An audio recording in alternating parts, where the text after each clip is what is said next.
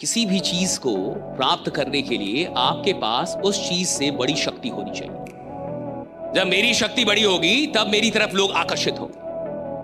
अगर कोई सपना मुझसे बड़ा है तो साहब वो सपना पूरा नहीं हो पाएगा। सपना उस दिन पूरा होता है जब इंसान सपने से बड़ा हो जाए। अगर 5 लाख रुपए आज बड़े हैं और मेरी औकात छोटी है तो मुझे 5 लाख रुपए नहीं आएंगे।